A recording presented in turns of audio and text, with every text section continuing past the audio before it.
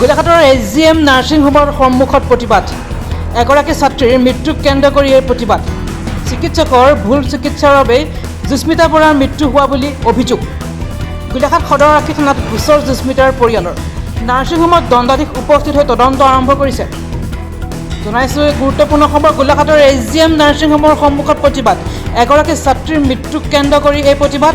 চিকিৎসকৰ ভুল চিকিৎসাৰ বাবে জুস্মিতা বৰাৰ মৃত্যু হোৱা বুলি অভিযোগ উঠিছে। গোলাঘাট সদৰ আৰক্ষী থানাত গোচৰ জুস্মিতাৰ পৰিয়ালৰ। নাৰ্ছিং হোমত দণ্ডাধীশ উপস্থিত হৈ তদন্ত আৰম্ভ কৰিছে। অৱশ্যে আৰক্ষীৰ তদন্তৰ পিছতহে গম পোৱা যাব মৃত্যুৰ প্ৰকৃত কাৰণ।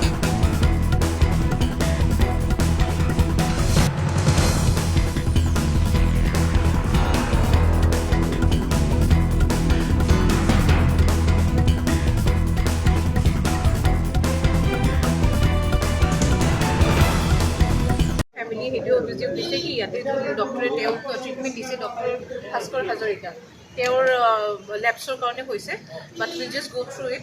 স্বত্বাধিকাৰীগৰাকী তদন্তৰ আওতালৈ আহিবনে? সৰি স্বত্বাধিকাৰীগৰাকী মালিকগৰাকী তদন্তৰ আওতালৈ আহিবনে? তেওঁৰ ওচৰত পৰ্যাপ্ত সামগ্ৰী নাই বুলি কৈছে অতি। সেইখিনি এক্সপাৰ্টিজৰ কাৰণে আমাৰ এনকুৱাৰী টিমত ডক্টৰ দুৱাৰাও আছে যোন আমাৰ MS হয় চিভিল হস্পিটেল। চ' টেকনিকেল পাৰ্টটো তেওঁলোকে আমাক ক'ব পাৰিব। চ' এনকুৱাৰী মই এটা কথা কওঁ, আপুনি দেখিছে চাগে, আপুনি ফটো পাইছে যে এটা অস্ত্ৰোপচাৰ কৰাৰ পিছত যেতিয়া চিলাই হৈছে বুকু বা তলৰ কেঁচা এই ধৰণে চিলাই কৰে নি আপুনি? এইখিনি এক্সপাৰ্টিজ মোৰ নহয় বাট যোন ডক্টৰ এনকুৱাৰী টিমত আছে তেওঁৰ এক্সপাৰ্টিজ হয় এণ্ড তেওঁৰ হিচাপতে যোনটো ট্ৰিটমেণ্ট যোনটো অপাৰেশ্যনৰ কাৰণে যোনটো আপুনি ফটো পাইছোঁ সি ছেট কি সেনেকৈ হয়। লাখ টকাৰ ওপৰত বিল হৈছে আপুনি কৈছে, ইয়াত লাখ টকাৰ সেইখিনি ওপৰত বস্তু আমি চাম। জাষ্ট আজি প্ৰিলিমিনাৰী ফাৰ্ষ্ট হেণ্ড মই ইনফৰ্মেশ্যনকেইটা গোটাব আহিছোঁ। Let us just go through it. এতিয়াও বহুত ফেমিলি লগ কৰিব আছে এণ্ড ডক্টৰ ভাস্কৰ হাজৰিকাকো লগ কৰিব আছে। এজন পাখণ্ড ডক্টৰৰ হাতত মোৰ ভতিজাজনী নিশেষ হ'ল, শেষ নিশ্বাস ত্যাগ কৰিলে।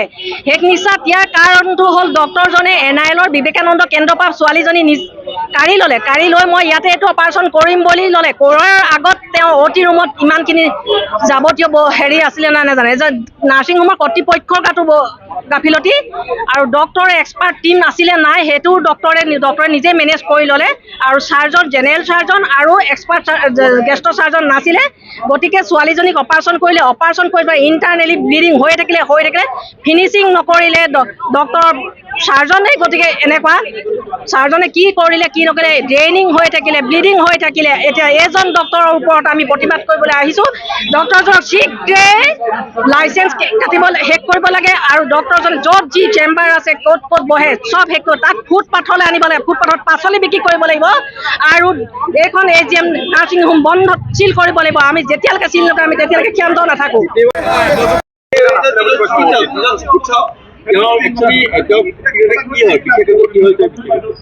একচুৱেলি আমি এতিয়া জনাটোৱেতো তেওঁ ডিগ্ৰীটো ইয়াতে লিখা আছে MS চাৰ্জাৰী, এইটো MS চাৰ্জাৰী